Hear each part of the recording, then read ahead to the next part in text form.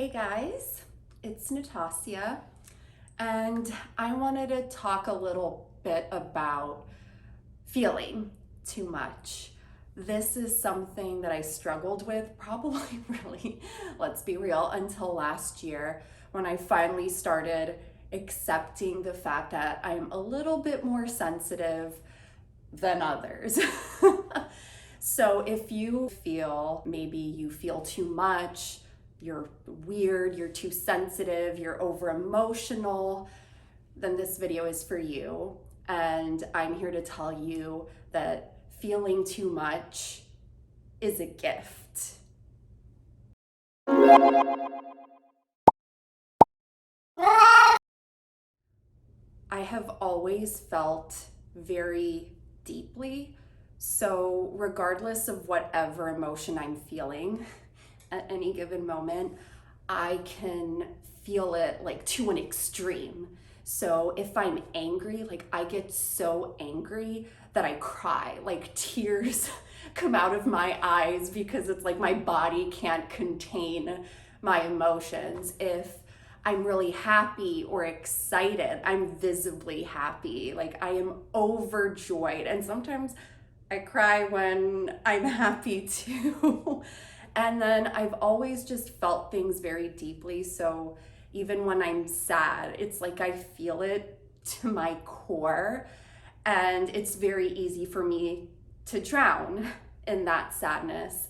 If you've watched any of my other videos, you already know that I suffered from depression in my late teens.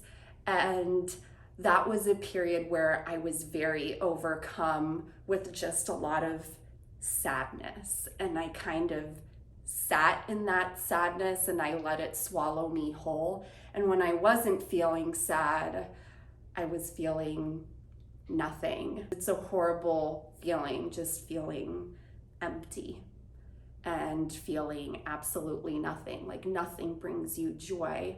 So now that I've gotten back to feeling everything, sometimes it like I'm scared of my own emotions, especially if it's a negative emotion, right? Like sadness or anger or anxiousness. It's like I feel everything very deeply. And I always thought like something was wrong with me because I always felt like I was just overly emotional. And especially women, you know what I mean, right? None of us want to be labeled as too emotional or too sensitive, right? That's what always gets thrown at us if we even express any sort of sadness or distress or anger. I've been called that many times throughout my life. So I started to see my sensitivity as something bad. Like I need to bottle that up, I need to hide it. So after I overcame my depression, I put up so many emotional walls where if it was a negative emotion, I would bottle it all up.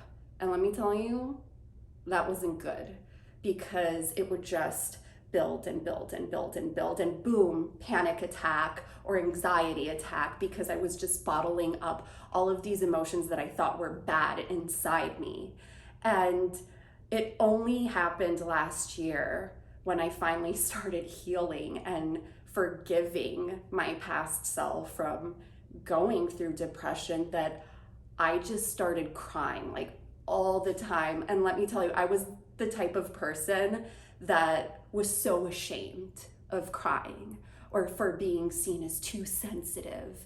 And then last year, it just like all poured out of me because I was finally healing and finally forgiving myself for what I had gone through. And here we go again. Like I swear in all of my self-love videos, I start crying because it's still very raw for me. And maybe some of you can relate to that if you're still healing. And I just finally let the tears come out. And I feel like ever since last year, I've just been more accepting of my emotions and less scared of them. I had built these emotional walls around myself because I was scared of the intensity of my emotions. Like, what if I spiral? What if I get so sad that I become depressed again? But I had already proven to myself that I was resilient. I needed to give myself more credit. And so I finally started giving myself permission to just feel everything: joy, sadness, anger, whatever comes my way. And one of the beautiful things I learned through my life coach, Angie Sanchez, Angie, if you're watching this, hi, is that there's no positive or negative emotions. We like to assign them as positive and negative. Happiness, joy, excitement, those are good emotions. And then sadness and anger and confusion, those are bad. But there is no such thing as a positive or negative emotion. There's no hierarchy. There's only a spectrum. So we're supposed to feel the spectrum of emotions. We shouldn't inhibit ourselves from feeling certain emotions, because that's what leads us to becoming anxious and stressed and bitter and angry, or even depressed.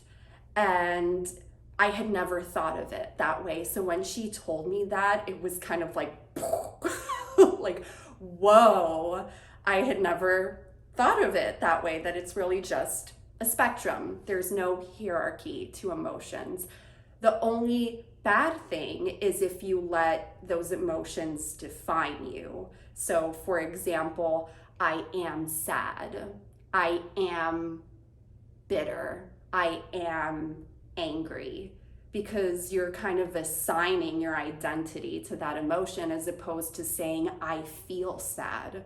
Like, that experience made me feel sad, not that experience made me sad, as in I'm a sad person. Because as she taught me, feelings are fleeting. They come and they go. Happiness comes and goes, but so does sadness. It comes and goes. And I think that's something that I struggled with, that I felt like my feelings would just stick forever. And I think part of that was because I had been depressed, and that didn't last one day or 2 days or weeks or months. It lasted years.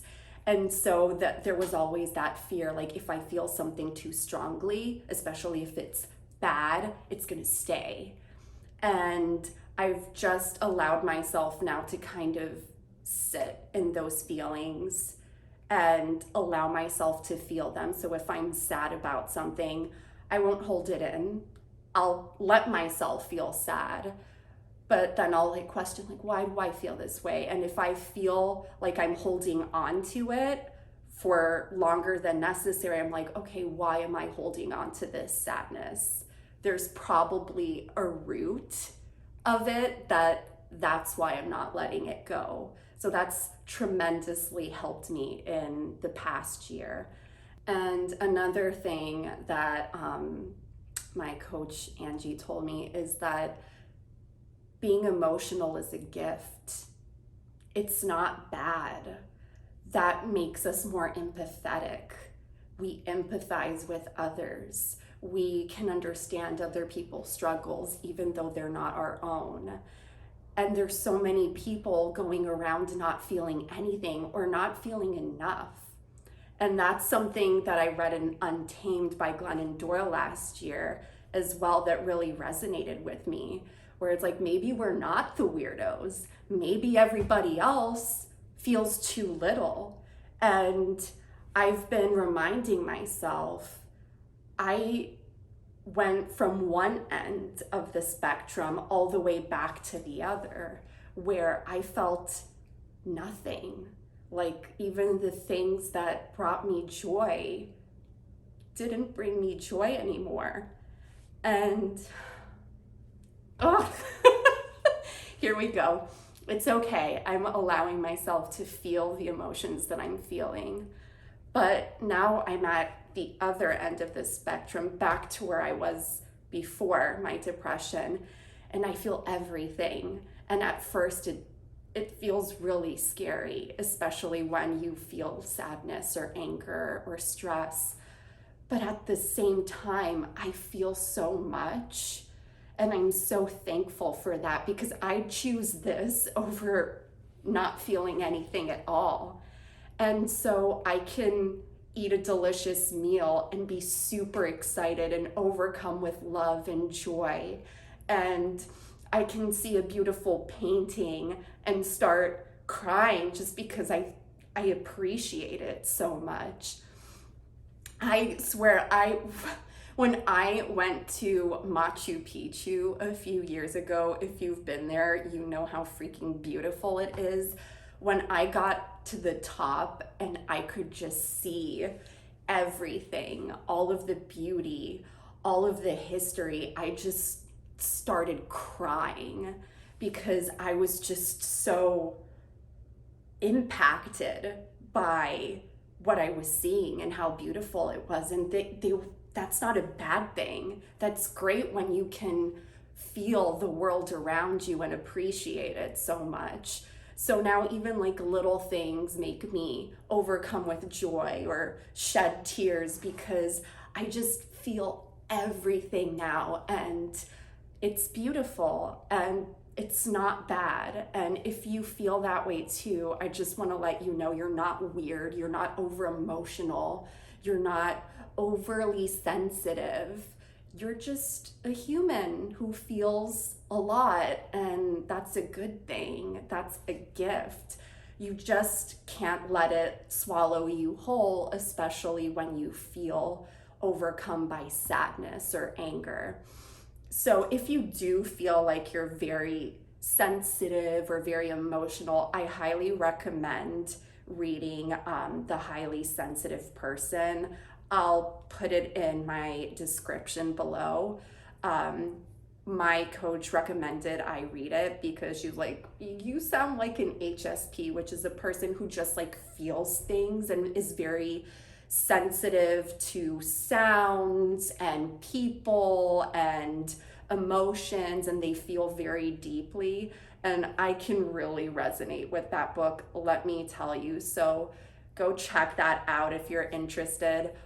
I know I've talked about this book a lot of times, but go read Untamed by Glennon Doyle. It's such an amazing read. I've said it in my other YouTube videos, but there's a chapter in there for everyone, literally. And something that she talks about is like bottling her emotions, because we're taught that, you know, sadness and anger are bad. We shouldn't feel that way, when yes, we need to feel every spectrum of the emotion. And how she kind of went down this wormhole of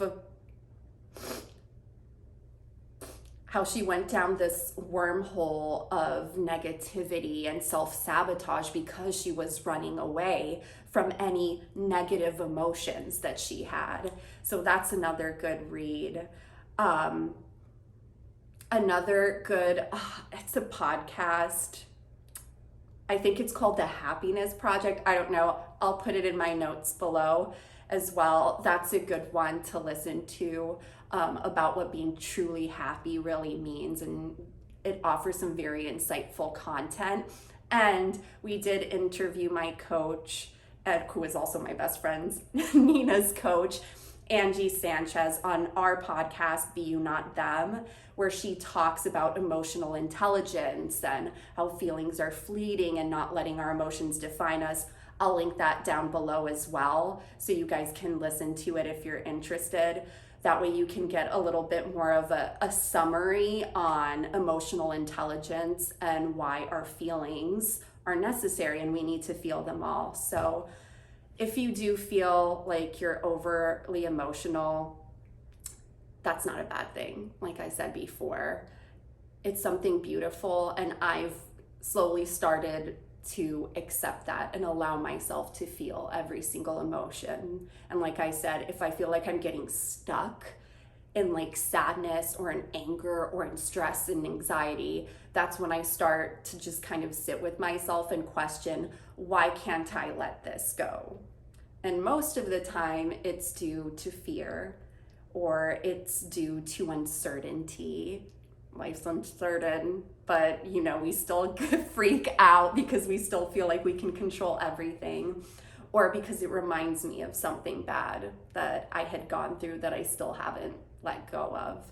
So hopefully some of these tips and these resources can help you. Let me know in the comments below as well if there's something that you've done or read or that you practice that helps you accept your emotions and feel them. So thank you guys for watching this video. If you've seen my videos before, you can tell I am not in my apartment. Ben and I are in Sarasota for the weekend, so I'm kind of filming this here in our hotel room because I really wanted to just get this vent off of my chest, and hopefully you can resonate with it. So thank you guys for watching. Please subscribe to my channel if you have enjoyed this video and my other videos. I post about self-love every other week, and on the weeks that I'm not posting about self-love, I'm posting about fashion. Thank you guys, and I'll see you in the next video. Bye. Love you.